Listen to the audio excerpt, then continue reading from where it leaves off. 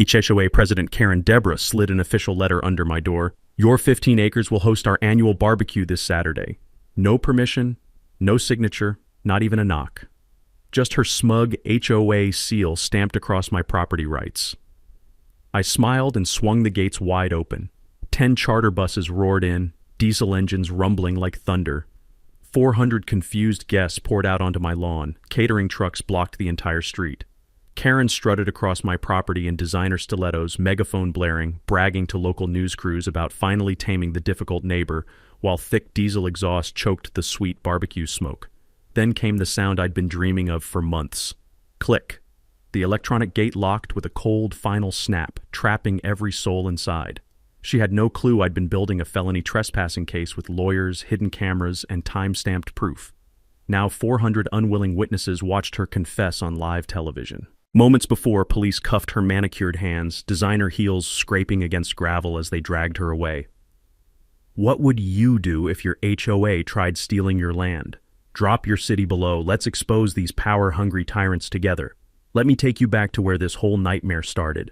My name's Jake Morrison, and at 54, I'd spent 30 years crawling through cramped apartment electrical panels, dreaming of wide-open spaces. When my Uncle Eddie passed and left me his life savings, $180,000 he'd scraped together working construction, I knew exactly what to do. I bought 15.2 acres of pure Texas freedom in Cypress County, right on the edge of the Willowbrook subdivision. The fresh pine scent from new fence posts I was installing mixed with the crunch of gravel under moving truck tires, creating this perfect soundtrack of independence. Finally, my own workshop, my own vegetable garden, my own slice of peace. The property survey was crystal clear. I was 200 feet outside any HOA jurisdiction, completely free. That lasted exactly 48 hours. Day 2, I'm drilling fence post holes when expensive tires crunch up my driveway. Out rolls this white Cadillac Escalade with vanity plates reading HOA Boss, because apparently subtlety died with the dinosaurs. Out steps Karen Deborah Wyndham like she owns the place, which, as I'd soon learn, she genuinely believed she did.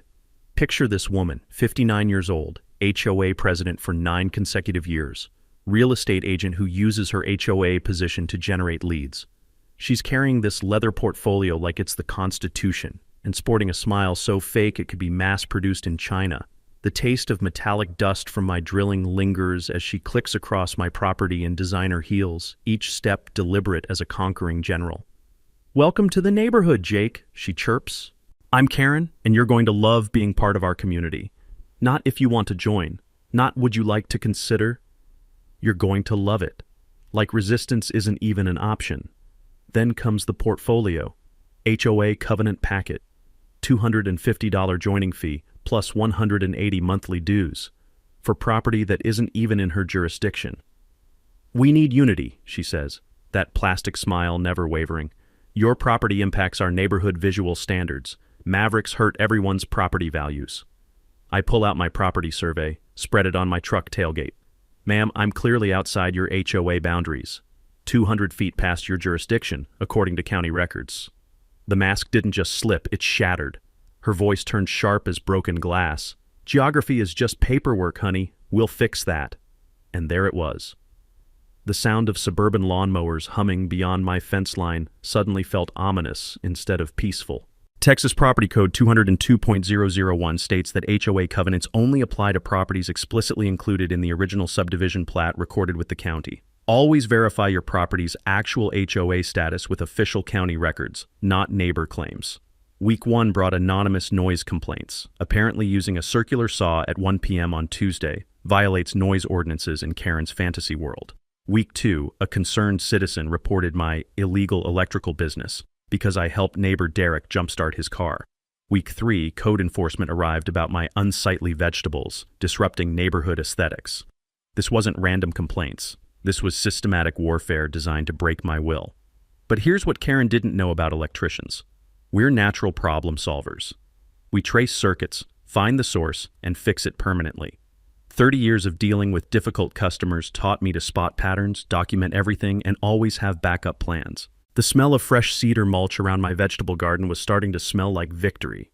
Because if Karen wanted to wage war against a retired electrician with time, money, and 3 decades of troubleshooting experience, She was about to learn why you never mess with someone who knows exactly how to cut power to your entire operation. Karen had just made the biggest mistake of her HOA career. She'd picked a fight with someone who understood that the best defense against a bully is a perfectly executed counterattack. Month 1, Karen launched what I now call the parking siege. Every morning at exactly 6 a.m., her white Escalade would roll up and park halfway across my driveway, not technically blocking it. Oh no, Karen was too smart for that, but positioned perfectly to force me onto my own grass every time I wanted to leave. When I politely asked her to move it the first time, she flashed that plastic smile and said, "It's a public street, Jake. Everyone has parking rights. Maybe you should join the HOA to get parking priority." The audacity was breathtaking. She was essentially holding my driveway hostage to force me into her little kingdom. Within a week, she'd recruited 3 HOA board members to join her rotation. There was always someone parked just inconveniently enough to make my life difficult. From 6 in the morning until 10 at night, they'd coordinate through text messages, treating my property access like some kind of military operation. The hot asphalt radiated heat upward as cars idled during their strategy meetings, and I could hear them through my security cameras discussing my antisocial behavior and suspicious activities. Apparently, working in my own workshop made me a threat to neighborhood safety. Karen even took to Nextdoor, posting about neighbors who think they own the streets and antisocial property owners who refuse community cooperation. The comment section became her personal echo chamber, with HOA loyalists chiming in about property values and community standards. Now, most people would have just accepted this harassment or maybe filed a complaint that would disappear into bureaucratic limbo. But 30 years troubleshooting electrical problems had taught me something valuable.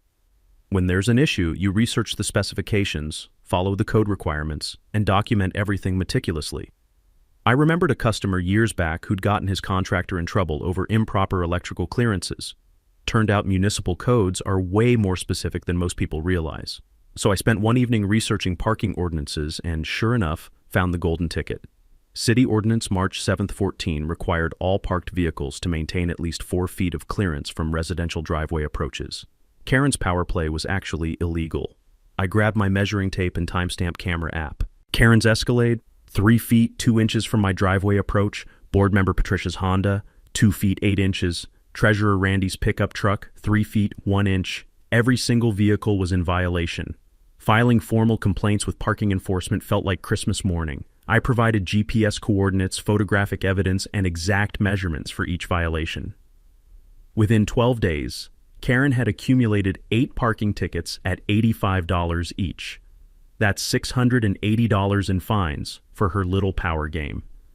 The sound of parking enforcement officers writing tickets became the new neighborhood alarm clock. And let me tell you, there's something deeply satisfying about watching someone's illegal intimidation tactics cost them real money. But here's where Karen made the mistake that would ultimately destroy her. Instead of backing down, she doubled down in the most spectacular way possible. She organized what she called neighborhood watch meetings.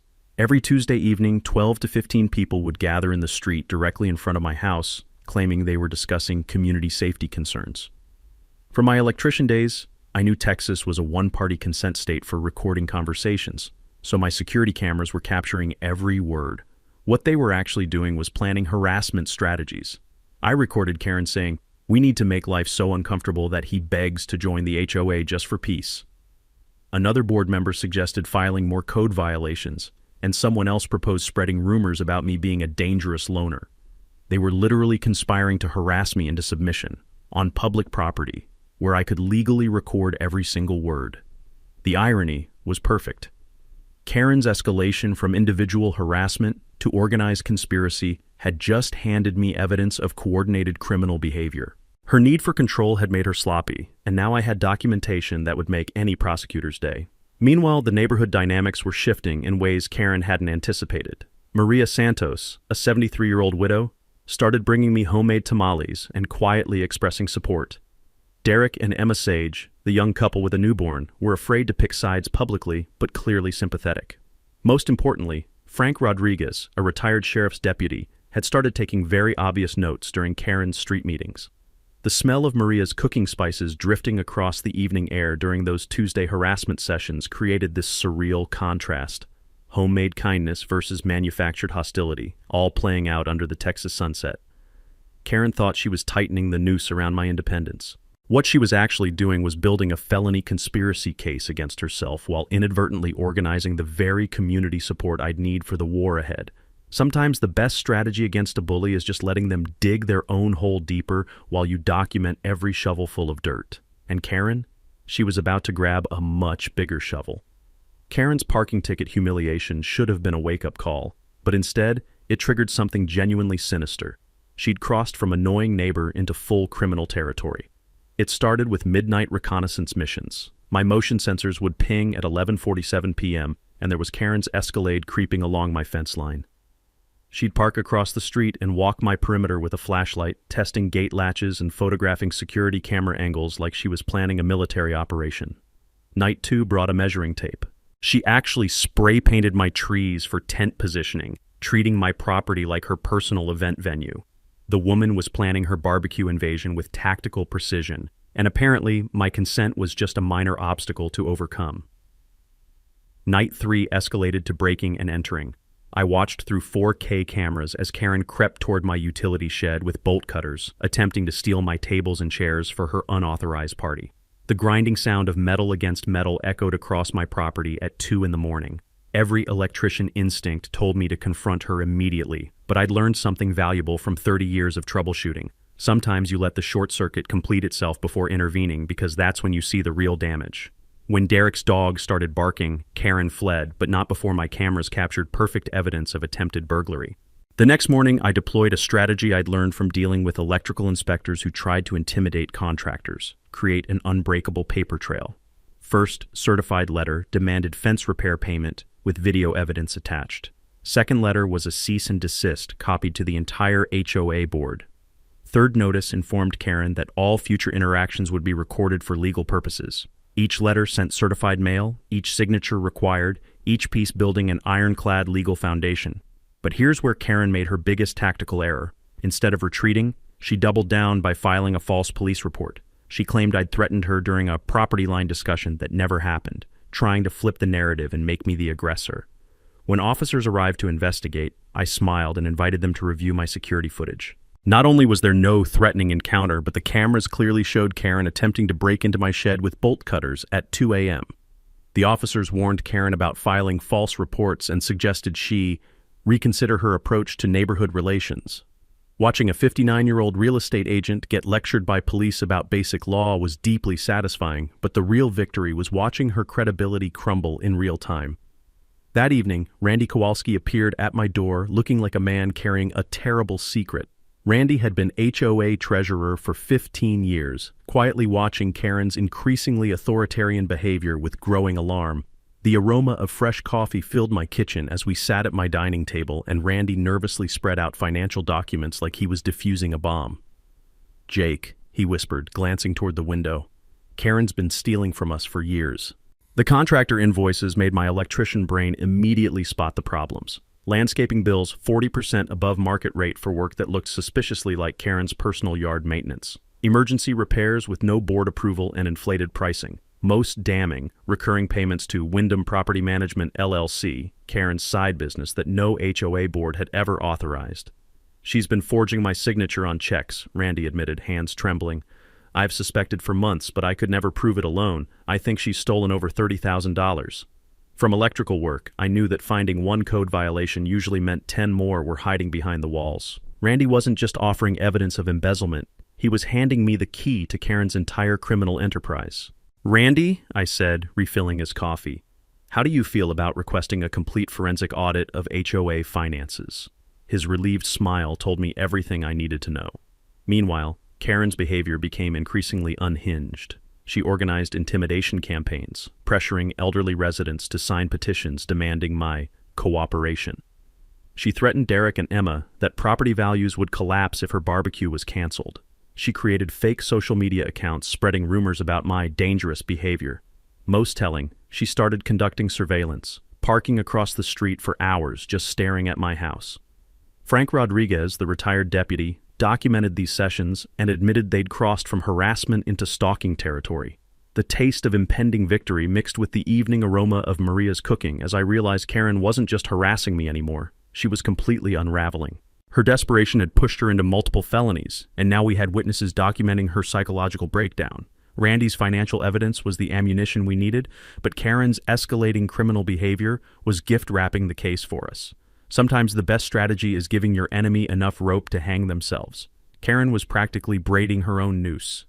Karen's desperation reached new heights when she decided to weaponize the entire county bureaucracy against me. If intimidation wouldn't work, she'd try to bury me under an avalanche of false official complaints. Monday morning, a bewildered code enforcement officer arrived with 14 separate violations, all filed by D. Wyndham. The list read like fiction. A 40-foot storage container blocking drainage easements, illegal dumping operations, commercial vehicle storage, unpermitted structures, noise violations for using power tools during legal daytime hours. The inspector spent 2 hours wandering my property, scratching his head. "Sir, I'm supposed to find a massive shipping container right here," he said, pointing at my tomato plants. "And according to this report, you're running some kind of illegal waste disposal operation." I gestured toward my compost bin. "Well, if decomposing banana peels constitute hazardous waste, you got me." After documenting the complete absence of any actual violations, the inspector apologized and left, but not before muttering about people who waste taxpayer resources with fantasy complaints. That's when I remembered something from my electrical days. Bureaucrats absolutely hate having their time wasted, and there are legal consequences for filing false official reports. I'd once seen a contractor get prosecuted for filing bogus safety complaints against a competitor. I immediately filed a Freedom of Information Act request for all complaint records. Texas requires agencies to fulfill these within 10 business days, and when the documents arrived, they revealed Karen's systematic campaign of lies. Not only had she filed 14 completely fabricated violations against my property, but some described structures that didn't exist anywhere in the county. My counterattack was surgical and devastating. I filed legitimate complaints against Karen's actual violations. Her damaged fence posts, noise ordinance violations from pool parties running past 10 p.m., the accumulating parking tickets she'd never paid. Unlike Karen's fantasy reports, mine included photographic evidence, timestamps, GPS coordinates, and witness statements. Suddenly, code enforcement was visiting HOA properties instead of mine, and Karen was drowning in the bureaucratic quicksand she'd tried to dump on me. The beautiful irony was watching her false complaint strategy implode. Word spread about my FOIA discovery, and suddenly other residents started sharing their stories. Maria revealed Karen had filed false garden violations against her last year. Derek and Emma admitted they'd been afraid to let their baby play outside because Karen complained about normal infant sounds during daylight hours. Frank Rodriguez, with his cop instincts for pattern recognition, laid out a timeline that revealed the scope of Karen's operation. "Jake, look at this," he said, spreading documents across my kitchen table while the smell of Maria's evening tamales drifted through the window. "Every resident who's ever challenged her gets hit with mysterious code violations within 2 weeks. Property owners who questioned HOA expenditures faced sudden compliance issues. Families who missed HOA meetings got noise complaints. Anyone who voted against Karen's proposals found themselves drowning in bureaucratic harassment." We weren't just documenting petty tyranny. We were uncovering years of systematic abuse of official authority. But Karen's biggest mistake came when she decided to escalate from bureaucratic warfare to direct extortion. She started making house calls, pressuring residents with thinly veiled threats about property values and resale difficulties. She told elderly residents their Medicare supplements might be affected by neighborhood instability. She suggested to Derek and Emma that young families needed to support established leadership for their children's futures. Then she made the fatal error of targeting Bobby Kellerman. Bobby was a disabled veteran who'd bought his house with VA benefits after serving 2 tours in Afghanistan. When Karen knocked on his door and suggested that certain residents might find it difficult to refinance their mortgages if they didn't support community initiatives, she'd picked the wrong target. Bobby, who'd survived actual warfare, wasn't about to be intimidated by a suburban real estate agent. He recorded their entire conversation and brought it straight to me. "This psycho just threatened my mortgage eligibility because I won't sign some petition against you," Bobby said, his voice steady but furious. "She's using her real estate connections to financially threaten residents. That's not politics. That's straight-up extortion." The recording was devastating. Karen's voice, clear as day, explaining how residents who didn't cooperate with community leadership might find their property transactions more complicated due to her professional relationships in the local real estate market. She'd just confessed to felony extortion while threatening a disabled veteran's housing security. As Frank and I listened to the recording that evening, the taste of absolute victory mixed with the lingering aroma of coffee grounds. Karen's need for total control had pushed her into federal crime territory, and she'd confessed to it all on tape. We weren't building a harassment case anymore. We were documenting a criminal enterprise that could destroy her career and land her in federal prison. The financial records Randy delivered that Tuesday evening changed everything. What started as petty neighborhood harassment had just exploded into federal crime territory. Frank and I spread 3 years of HOA documents across my dining room table like homicide detectives working their biggest case. The musty smell of old paperwork mixed with the aroma of Maria's Cuban coffee as she settled in to help. 40 years of bookkeeping experience made her sharper at spotting fraud than both of us combined. Dios mío, Maria whispered, adjusting her reading glasses.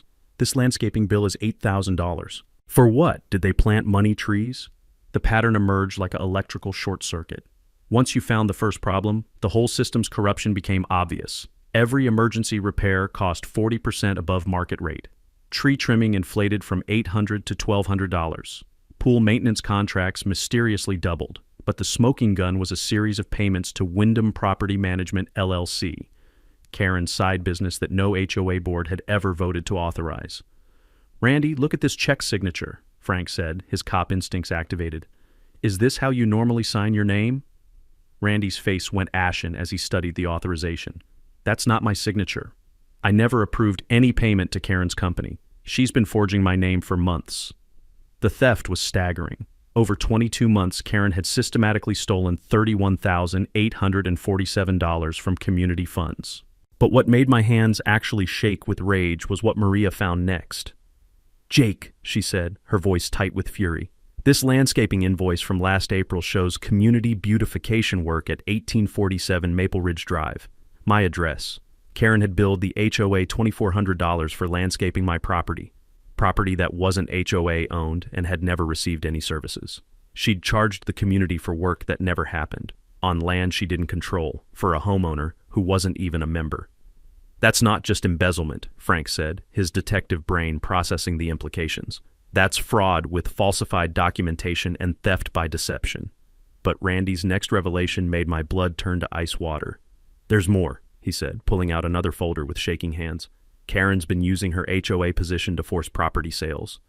The evidence was sickening. 3 families had been terrorized into selling below market value after Karen threatened them with endless code violations and compliance issues. Each family, desperate to escape her harassment, had hired Karen as their listing agent to expedite the process. Her commission from these extorted sales, $18,000 in protection money. She's running a goddamn protection racket, I said, the taste of bile mixing with coffee. Submit to her authority or get bureaucratically tortured until you're forced to sell anyway. Frank nodded grimly. Total theft is nearly 50 grand. That's federal RICO territory. Embezzlement, extortion, mail fraud, civil rights violations under color of authority. This woman's looking at decades in federal prison.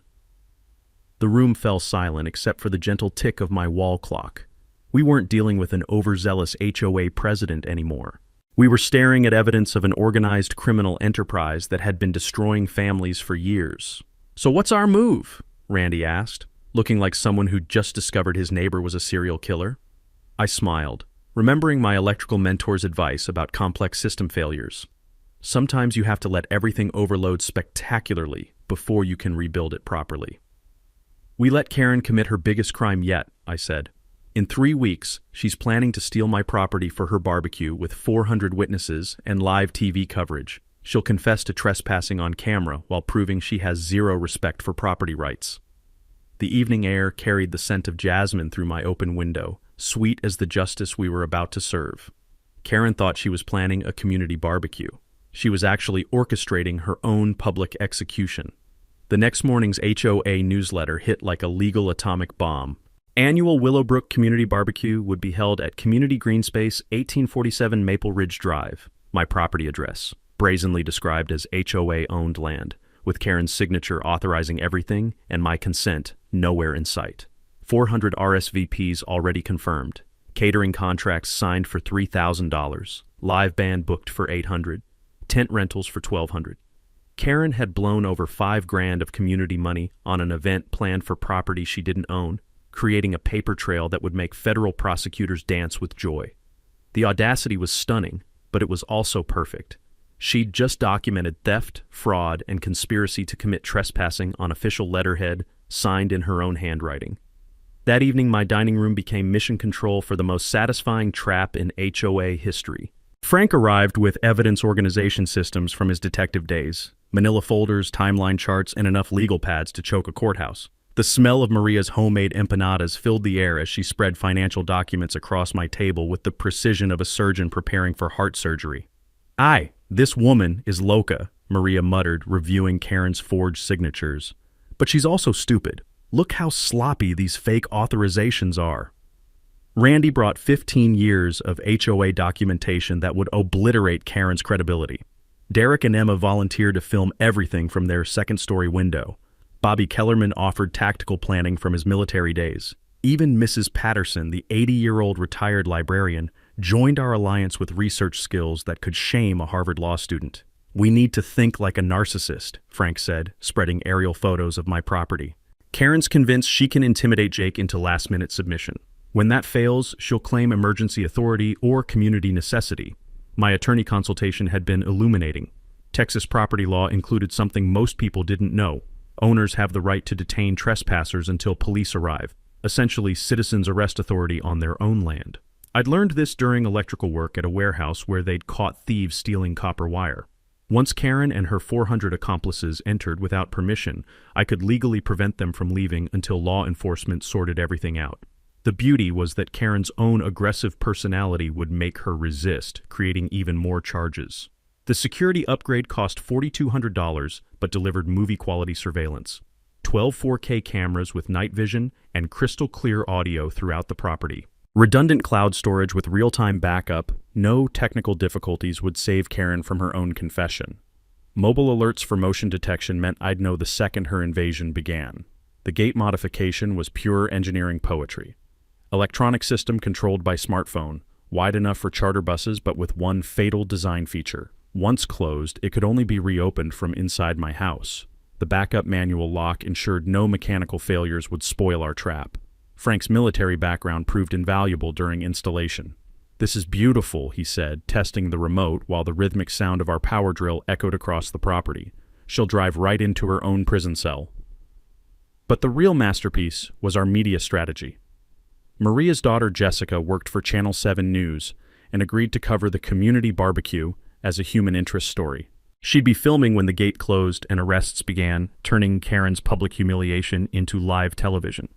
"The key is timing," Jessica explained during our final planning session. "I'll be rolling live when everything hits the fan. Karen's meltdown will go viral within hours." Frank coached me on staying calm during confrontation, using legal phrases that would sound authoritative on camera. "Remember, you're not the aggressor," he said. "You're a property owner defending constitutional rights against criminal trespassers. Let Karen lose her mind while you maintain dignity and legal high ground." The night before the barbecue, I sat on my porch reviewing our preparations while the sweet scent of night-blooming jasmine drifted across my soon-to-be battlefield. Every detail planned, every contingency covered, every piece of evidence organized for maximum legal devastation. The irony was exquisite. Karen had spent months trying to force me into HOA submission through harassment, theft, and intimidation. Now she was about to commit multiple felonies in front of 400 witnesses and live television, creating enough evidence to destroy her career and send her to federal prison. The taste of anticipation mixed with Maria's lingering coffee aroma as I realized tomorrow wouldn't just be Karen's downfall. It would be a masterclass in how one person with patience, preparation, and proper documentation could defeat an entire corrupt system. Karen thought she was hosting a neighborhood barbecue that would establish her dominance over my property rights.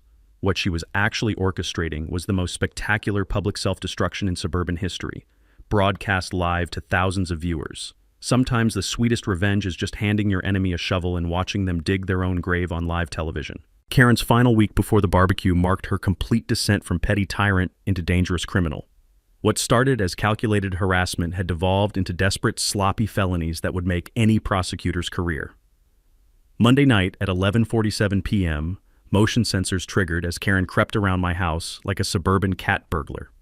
Security cameras captured her testing my back door with actual lock-picking tools, then attempting to pry open my workshop window when the door wouldn't budge. The metallic scraping of tools against window frames echoed across my property as she desperately tried to break into my home. When floodlights activated, she fled like a vampire caught in sunlight, but not before cameras captured her license plate and a perfect facial shot. Breaking and entering, criminal trespass, attempted burglary. Karen was gift-wrapping felony charges with each panicked move. My strategic response was elegant. Let her continue digging while I documented everything. I called Frank to witness the security footage, ensuring proper chain of custody for evidence that would hold up in federal court. Tuesday brought an escalation that shocked even Frank's seasoned police sensibilities. Karen hired private investigator Martinez to find dirt on me, hoping to discover blackmail material or ammunition for public character assassination. Martinez quit after one day and actually called to warn me. "Lady, I've never seen anything like this," he said over the phone. "Your neighbor wanted me to go through your garbage, follow your daily routine, photograph visitors. When I said that was stalking, not investigation, she offered to triple my fee. I don't work for psychopaths." The fact that a professional investigator considered Karen's requests criminally obsessive spoke volumes about her mental deterioration. Wednesday through Friday brought the bribery escalation that would seal her criminal fate. Karen appeared at my door with progressively larger cash envelopes, $1,000 Wednesday, $2,500 Thursday, $5,000 Friday, each time offering to rent my property for her unauthorized barbecue. I recorded every interaction through my doorbell camera, each conversation showing Karen becoming more frantic and offering increasingly suspicious money. The recordings proved criminal bribery and demonstrated consciousness of guilt. She knew her plans were illegal and was desperately trying to purchase my silence. But Karen's most damaging mistake came Friday night when she completely lost emotional control, calling my phone 23 times between 8 p.m. and 2 a.m. Each voicemail escalated from pathetic pleading to rage-filled threats that federal prosecutors dream about. The final message was pure prosecutorial gold. "If you sabotage our barbecue, I'll make sure you regret buying property here. I have connections in real estate, banking, and city government. Cross me, and you'll find yourself dealing with problems you never imagined. This is your last warning." Criminal intimidation, terroristic threats, abuse of official position, all recorded in Karen's own voice with legal timestamp evidence. Frank listened to the recording while the smell of his black coffee filled my kitchen, shaking his head in amazement. "Jake, this woman just confessed to felony intimidation while threatening to abuse official connections for personal revenge. She's buried herself so deep that Clarence Darrow couldn't save her." My counterpunch was surgical. I immediately forwarded copies of all recordings to the district attorney's office with a formal criminal complaint. By Saturday morning, Karen would wake up to active felony investigations on multiple fronts. The community intimidation campaign reached peak desperation Thursday when Karen organized an emergency HOA meeting about neighborhood security threats. She pressured residents to sign petitions demanding my cooperation, threatening that property values would collapse if her barbecue was canceled. The smell of fear, sweat, and desperation hung in the evening air as Karen went door to door, becoming increasingly unhinged with each rejection. When elderly Mrs. Sage politely declined to sign, Karen screamed that antisocial neighbors were destroying community harmony and putting everyone's investments at risk. Then came the mini-twist that destroyed any remaining sympathy for Karen. She attempted to recruit children as surveillance assets. Friday afternoon, she approached 10-year-old Tommy Martinez while he walked his dog, offering him $20 to keep an eye on the mean neighbor's activities and report back to her. Using children for espionage crossed every possible line of human decency and added child endangerment to her expanding criminal portfolio. Tommy's parents were furious and immediately called both Frank and me. This wasn't just harassment anymore. This was predatory behavior that threatened neighborhood children's safety. My final strategic move was perfect timing. I arranged for Tommy's parents to file a formal police report Friday evening, ensuring active criminal investigations would be underway when Karen's barbecue began Saturday morning. By Friday night, Karen had transformed from annoying HOA president into a genuine menace to community safety. Her behavior had become so erratic that even loyal board members were publicly distancing themselves, and several residents had started emergency proceedings to remove her from office. The taste of complete victory mixed with genuine concern as I realized tomorrow's barbecue wouldn't just destroy her criminal enterprise, it would be the public psychological breakdown of someone who'd lost all connection to reality in pursuit of absolute control. Saturday morning arrived like the opening scene of a disaster movie, with Karen orchestrating her own spectacular downfall while genuinely believing she was about to achieve total victory. 7:15 a.m. brought the first catering truck rumbling down our quiet residential street, diesel exhaust already creating a haze in the summer heat.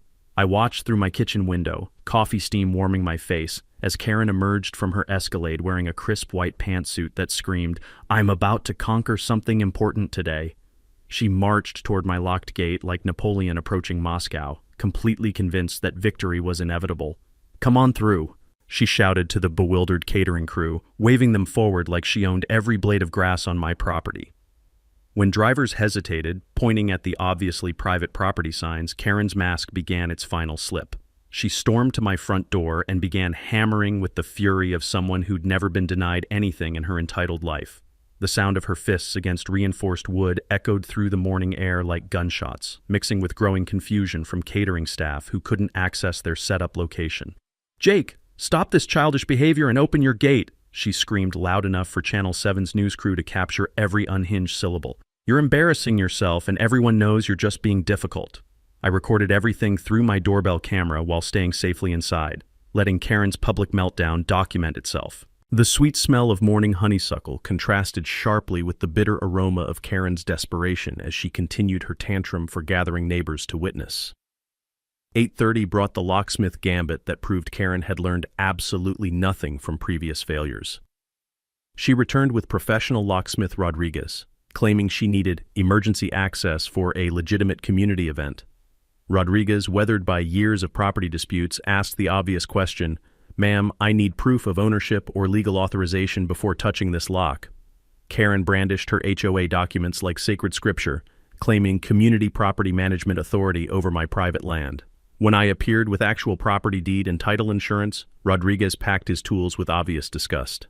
"Lady, I don't know what scam you're running," he announced loud enough for Jessica's cameras to capture, "but this man owns his property fair and square. Call me again with false authorization, and I'm reporting you to police." The mini twist came when Karen's desperation drove her to commit perjury by calling 911, claiming I was illegally blocking community property and holding neighborhood event hostage through intimidation. She actually believed her delusions enough to summon law enforcement to arrest me for protecting my own land. 2 patrol officers arrived within 10 minutes, and my counterpunch was beautifully simple: complete cooperation with law enforcement while Karen dug her hole deeper. I provided survey maps, deed records, tax receipts, and title insurance, overwhelming documentation of lawful ownership. Karen argued with officers like they were her personal servants, demanding they force me to open community property for legitimate HOA business. Her voice crescendoed into hysteria as she lectured police about HOA authority superseding individual property rights. "Ma'am," Officer Williams said with saint-like patience, "this gentleman legally owns his property. You're attempting criminal trespass. Cancel your event and find legal venue space." Instead of rational retreat, Karen launched into a public tirade about antisocial property hoarding and selfish neighbors destroying community harmony, giving officers front row seats to her complete psychological breakdown. That's when the charter buses began their magnificent arrival. 10:30 brought buses 1 through 3 rumbling down residential streets like military vehicles invading suburbia. Each bus carried 45 confused passengers expecting accessible barbecue facilities, creating the most beautiful traffic disaster in HOA history. The acrid smell of overheated diesel engines mixed with rising summer temperatures as buses 4 through 10 followed in formation, creating gridlock that blocked emergency access for 6 blocks. 400 people poured onto public streets, demanding answers about the inaccessible venue. Parents wrestling cranky children in 90-degree heat, elderly residents requiring assistance, disabled attendees promised accessible facilities, all suffering because Karen had systematically lied about property access rights. Karen strutted among the chaos like Cleopatra reviewing her troops, giving impromptu speeches about community cooperation and dealing with property extremists, while completely oblivious to confessing criminal trespass on live television. Jessica's news crew captured every moment of Karen's unraveling, the perfect contrast of 400 innocent victims suffering due to one woman's criminal delusions, broadcast in real time to thousands of viewers across the county. By 11:30, street gridlock extended for miles, temperature climbed toward dangerous levels, and Karen was giving television interviews about selfish neighbors while standing directly beneath signs marking my land as private property. The stage was set for the most spectacular public downfall in suburban history, and Karen had personally directed every scene of her own destruction while confessing to multiple felonies on live television. Perfect justice was 60 seconds away, 11:45 a.m. The moment of perfect justice arrived with cinematic timing and the dramatic precision of a master chess player delivering checkmate. I emerged from my house carrying the gate remote like a conductor's baton, walking with the calm confidence of someone who'd orchestrated every note of this symphony of revenge. 400 confused faces turned toward me in unison, the crowd falling silent except for the distant rumble of idling bus engines and the desperate prayers of overheated elderly residents. Karen spotted me first, her face exploding with triumphant vindication. "Finally!" she shrieked, her voice carrying that shrill edge of someone tasting victory. "See? I told you he'd be reasonable. Sometimes you just have to be firm with difficult people." The acrid smell of diesel exhaust mixed with barbecue smoke from inaccessible catering trucks as I approached the gate, Jessica's news cameras capturing every step of what would become the most viral HOA destruction in internet history. "Ladies and gentlemen," I announced, my voice carrying clearly across the sweltering crowd, "I understand you're here for a barbecue on my private property. Unfortunately, HOA President Karen Windham organized this event without my permission, signature, or any legal authority." Confused murmurs rippled through the crowd, but I raised my hand for silence. However, I don't want innocent people to suffer because of criminal trespass and fraud, so I'm going to let everyone inside. Buses, catering trucks, everyone. Consider yourselves my invited guests. I clicked the remote, and the electronic gate swung open with a satisfying mechanical whir that sounded like freedom itself. The crowd erupted in grateful cheers as buses began rolling onto my property like liberating forces entering occupied territory. All 10 charter buses drove through and parked in my front pasture, followed by catering trucks finally able to access their equipment. 400 people flooded onto my land, immediately seeking shade under oak trees and relief at outdoor water spigots. Karen strutted across my property like Napoleon entering Paris, directing caterers with imperial authority and posing for photos like she'd personally negotiated this diplomatic triumph. She gave multiple interviews to Jessica's camera crew about community cooperation prevailing and firm leadership overcoming antisocial behavior. "Property owners have responsibilities to their communities," Karen declared, completely oblivious to confessing criminal harassment on live television. "I'm proud we found a reasonable solution through persistence and proper authority." For exactly 30 minutes, I let the barbecue proceed normally. Children played, elderly residents found comfortable seating, families enjoyed food in the shade of my trees. Karen basked in apparent victory, giving interviews and directing activities like she owned every blade of grass. At precisely 12:15 p.m., I approached Jessica's camera crew with a wireless microphone, my moment of perfect justice finally at hand. "I hope everyone is enjoying the barbecue on my private 15-acre property," I began, my voice carrying across the suddenly attentive crowd. "Property that HOA President Karen Windham claimed without permission, signature, or any legal authority whatsoever." Dead silence fell like a curtain. I produced the evidence folder that would end Karen's reign forever. "Miss Windham has embezzled $31,847 from your HOA funds through fraudulent contractor bills and unauthorized payments to her side business. She's also used her official position to extort real estate commissions through systematic intimidation." Karen's face drained of color as I continued. "She's committed criminal trespass, fraud, embezzlement, and abuse of official authority, all documented with video evidence and financial records." "That's lies! You can't—" Karen lunged for the microphone, her composure finally shattering. "Thank you for that outburst," I said calmly, stepping back, "because now comes my favorite part." I walked toward the gate control panel with the measured pace of an executioner approaching the scaffold, savoring every step while 400 faces watched in growing realization. "Since you're all here on my private property without permission, you're now technically trespassing.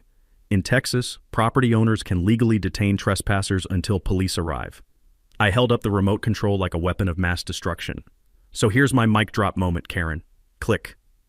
The electronic gate locked with a cold metallic snap that echoed across my property like the sound of justice itself.